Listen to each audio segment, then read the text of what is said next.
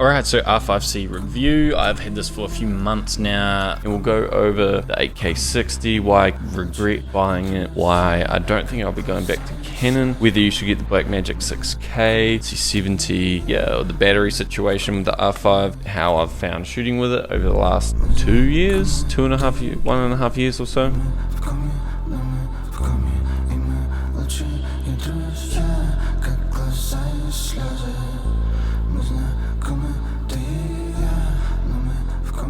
Overall, what I think about making travel films and then the 8K60, is it even worth it? Who's this perfect for? Who's it not? Will I be selling very shortly or keeping it? Because it is really expensive compared to, say, the Blackmagic line.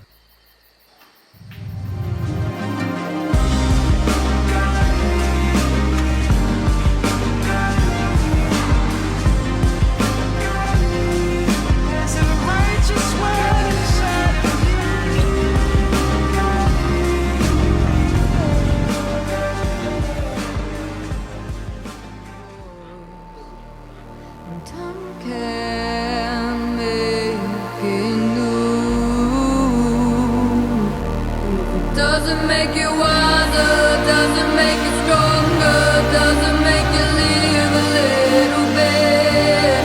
What are you doing?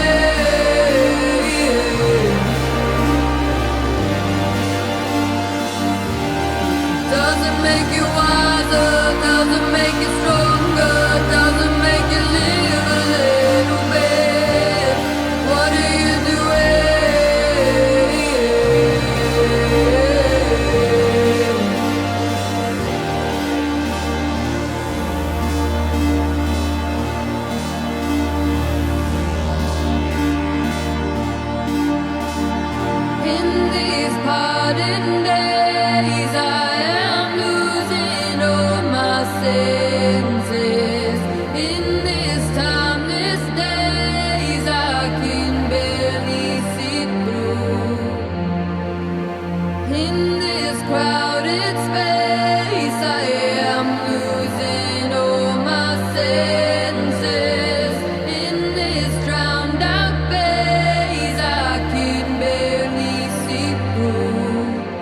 Doesn't make you wiser, doesn't make you stronger, doesn't make you live a little bit.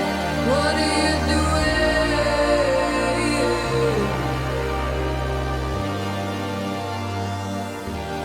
Doesn't make you wiser, doesn't make you stronger, doesn't make you live a little. If you've seen my Blackmagic Pocket Cinema Camera review, I went over why I changed to this.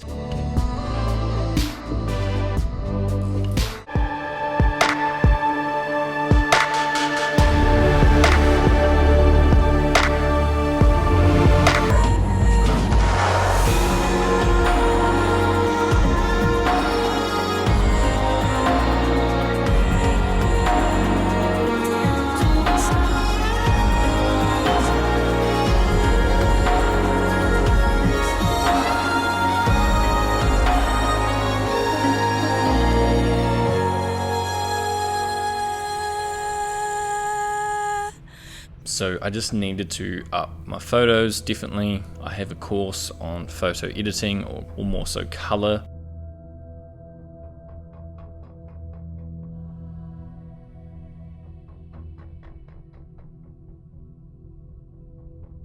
Really in depth, and most of that is color theory, how to make colors, how to make color palettes, and then we work to move those color palettes onto video and actually make your own LUTs by understanding color theory, and then you can get unique looks no one has. So if I've got different colors from a Blackmagic camera to my photos, it becomes a little tricky. I'd rather my photos to have the exact same color science as my video. So that was another reason why I wanted Canon colors. I wanted colors from Canon. I think they've got the best colors. Blackmagic is pretty good, but wanted to go back to Canon. A less digital looking image. I think Canon is a little less digital. Full frame, so I love the depth of field you can achieve with full frame.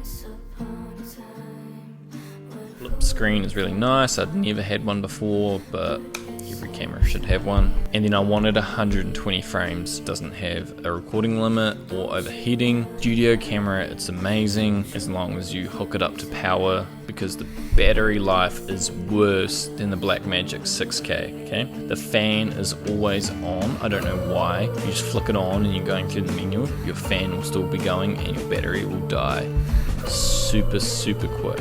So there's nothing really to say about the photos because the photos are amazing. It's the same as the R5s. I'm using EF glass and I have this adapter here, the variable ND. So I usually, during the day, variable ND, and then when sunset is coming, I'll switch to the clear.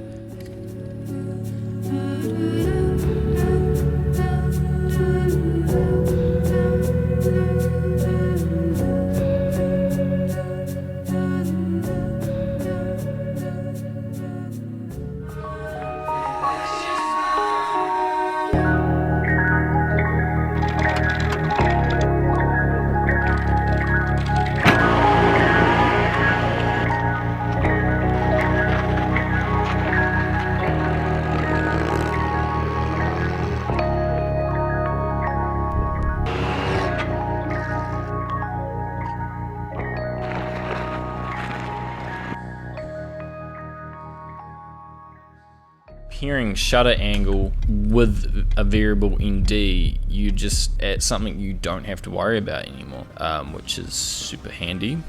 And I just forever have the right motion blur.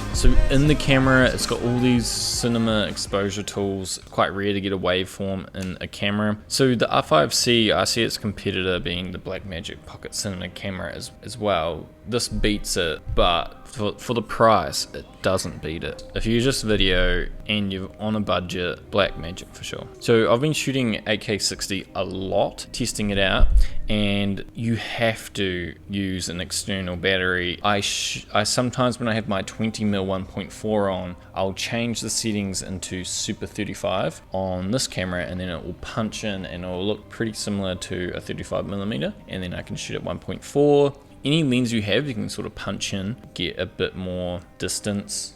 Probably what it's missing is the internal stabilization. It does have digital, which sort of doesn't work with 8K60, I think, and in a few other settings. The two different menus aren't amazing. Like, it kind of messes with your muscle memory a little bit. Finding the white balance is very different.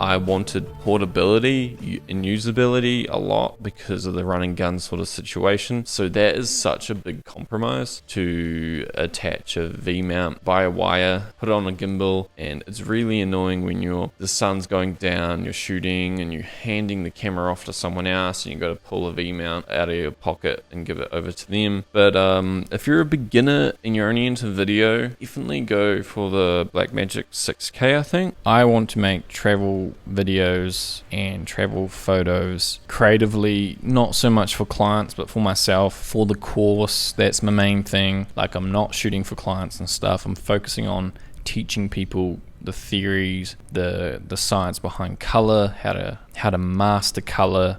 I have no idea if my camera is still recording because it's a Blackmagic with terrible battery life and no flip screen. Anyway, that's all, and I'll catch you guys in the next one.